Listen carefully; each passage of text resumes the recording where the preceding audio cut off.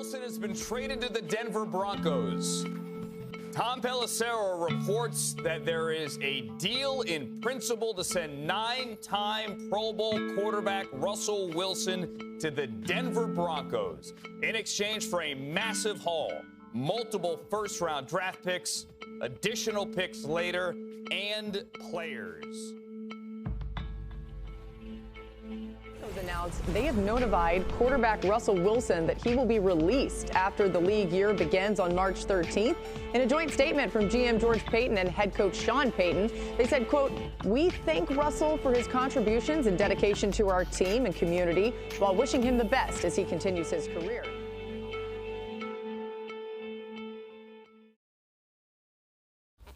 What's up, guys? Today we're going to be analyzing what went wrong over the 2-year span that Russell Wilson had as a Denver Bronco and giving the full story of the Les Ride era in Denver. But without further ado, let's get right into it.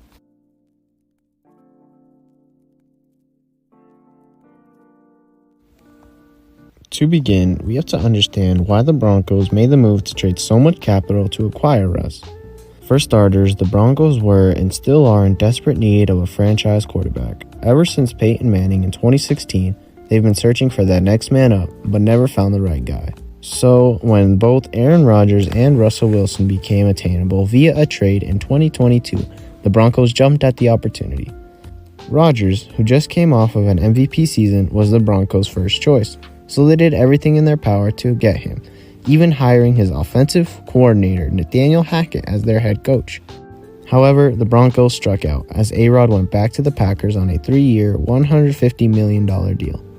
And so, Russell Wilson was the Broncos' next target, and they were able to acquire him in a blockbuster deal that revolved around sending Wilson to the Broncos in exchange for 2 first-round picks, 2 second-round picks, and 3 quality players being sent back to the Seahawks. At first, this deal seemed like it was going to fix all of the Broncos' past problems. All they'd been needing for 6 years leading up to this trade was a quarterback, and they finally got a superstar at that position. Or so everyone thought.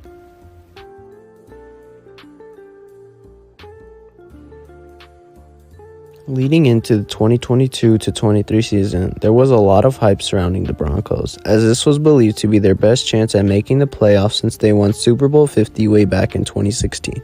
However, this excitement would soon lead into heaps of disappointment, as the Broncos started the season off with a loss to Wilson's old team, the Seahawks, as a result of terrible clock management in the final minutes from head coach Nathaniel Hackett. This bad coaching and incompetent Broncos offense will lead them to have a terrible 5-12 record, including losing 51-14 to the Rams on Christmas Day. Despite an elite defense, the Broncos offense, which was notorious for scoring 16 or less points nearly every game during the season, was the main reason as to why they got so few wins. By midseason, Hackett had already given away both his offensive play calling duties and clock management job, leading him to becoming essentially useless to the team. After the blowout loss to the Rams in Week 16, Hackett was fired in just his first season as head coach. As for Russell Wilson, he too had subpar production in the 15 games he played this season, posting just over 3,500 passing yards, as well as 16 passing touchdowns to 11 interceptions. Now, this disastrous season is not only to the fault of Russell Wilson and Nathaniel Hackett, as the Broncos did not have any outstanding receivers with mediocre play from Cortland Sutton, Jerry Jeudy, KJ Hamler, and Greg Dulcich. Another huge part of the stagnant Broncos offense in 2022 was their bad offensive line, which allowed a league-leading 63 sacks on the season. All of this culminated into a forgettable season for the Orange and Blue, which left a broken morale and no head coach in the end.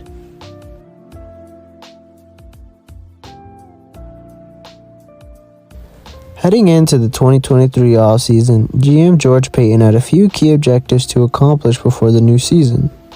One of these was to find a brand new head coach who could hopefully fix Russell Wilson and the rest of the Broncos offense, which they believed they did with the signing of the, at the time, recently retired coach Sean Payton. Payton, who was an outstanding coach for the New Orleans Saints for 15 years, left football in 2021. However, just 1 year later, Payton was signed by the Broncos, a move which was questioned by some due to the capital given up to acquire him and his bossy attitude. Nonetheless, bringing in an experienced, hard-nosed coach was what this team needed. The next order of business for George Paton was to shore up the offensive line and fill holes in the front seven during free agency. This was once again a move executed to perfection by Paton, as he signed Mike McGlinchey and Ben Powers for the offensive line, and Zach Allen and Alex Singleton for the front seven. The last mission for Peyton to accomplish was to find hidden gems in the draft, as the Broncos did not have a first or second round pick in the 2023 draft, since those had been sent to Seattle in the Wilson trade. So, Denver left the draft with no elite talent, but solid guys such as Marvin Mims, Drew Sanders, and Jaleel McLaughlin. All in all, the Broncos' 2023 offseason brought a lot of optimism back into the hearts of fans who had been disappointed from the previous season's output, and restored their faith in Denver's front office. Unfortunately for them, though, history would repeat itself in the worst possible way.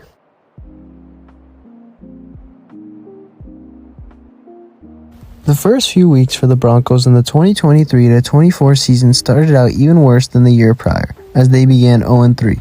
Their Week 1 game against the Raiders was an exact repeat of the Broncos' 2022 Week 1, as they lost 16-17 once again.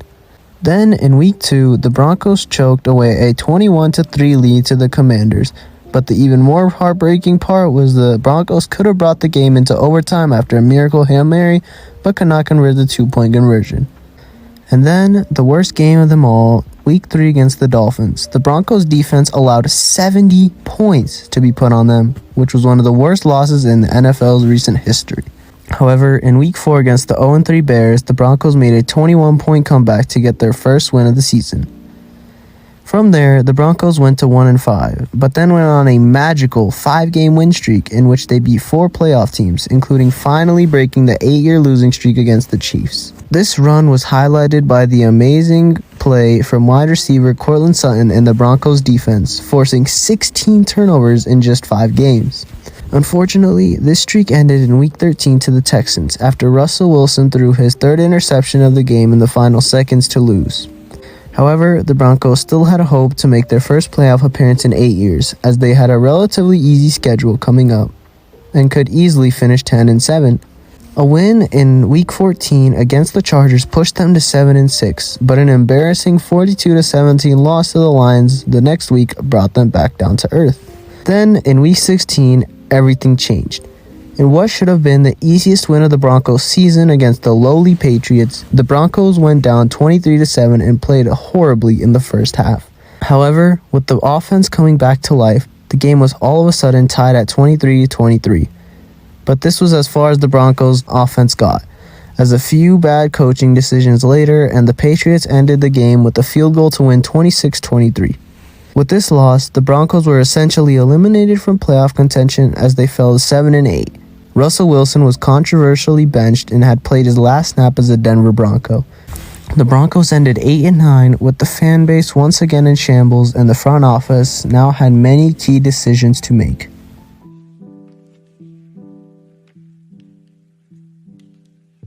Hindsight is 20/20, and so when looking back at this trade 2 years later, it was obvious that it was not going to work out.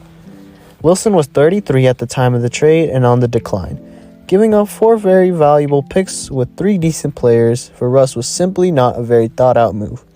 Even worse, the Broncos left this situation with a record-shattering $85 million in dead cap as a result of releasing Wilson, along with losing out on great young talent as a result of trading those picks away.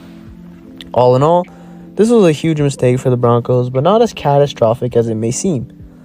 Looking ahead, we see that the Broncos have the 12th pick in this year's draft, where they will most likely select their quarterback of the future. Along with this, George Paton was able to free up lots of cap space to set up the Broncos well for the future, although part of that came with the polarizing release of beloved Pro Bowl safety Justin Simmons. So, while these past 2 years may have been quite disappointing for Broncos country, not all hope is lost for the future. But that's all for this video. If you want, consider liking and subscribing. It really helps. Hope you all enjoyed, and I'll see you in the next video.